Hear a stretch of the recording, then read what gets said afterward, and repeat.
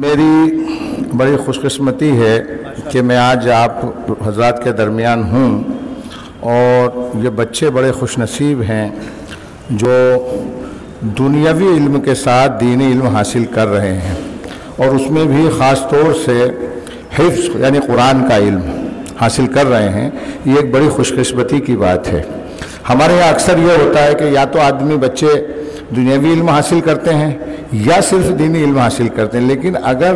دینی علم کے ساتھ عصری تعلیم بھی حاصل کر رہے ہیں اور ماشاءاللہ ایسے معصوم بچے ہیں، یہ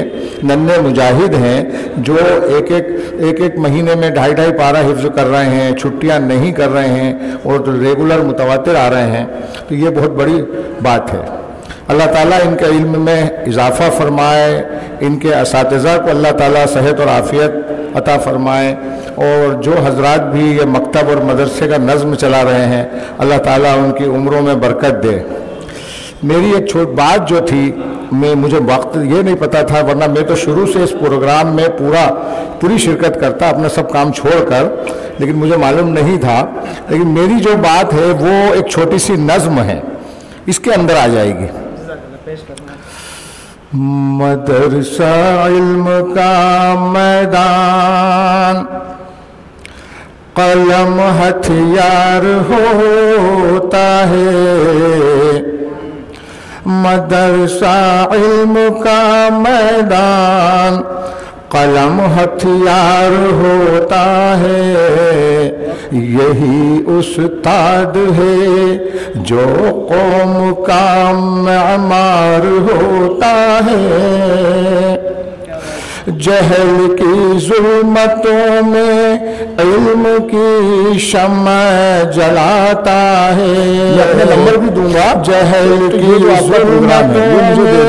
علم کی شمع جلاتا ہے،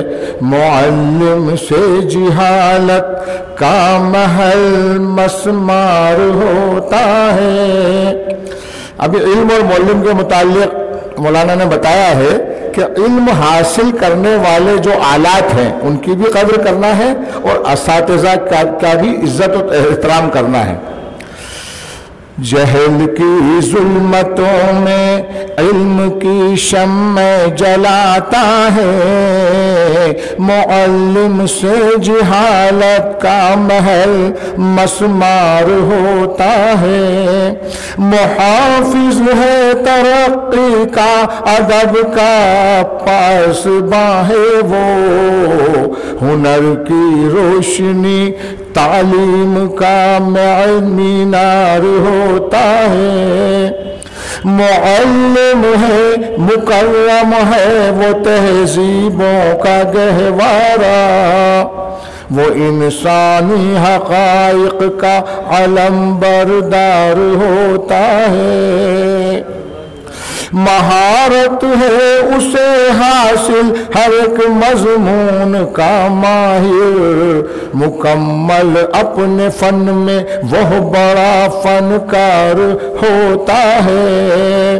توجہ درس و تدریس پر مرکوز ہوتی ہے، اسی سے گلشن علم و ادب تیار ہوتا ہے، پڑھاتا اور لکھاتا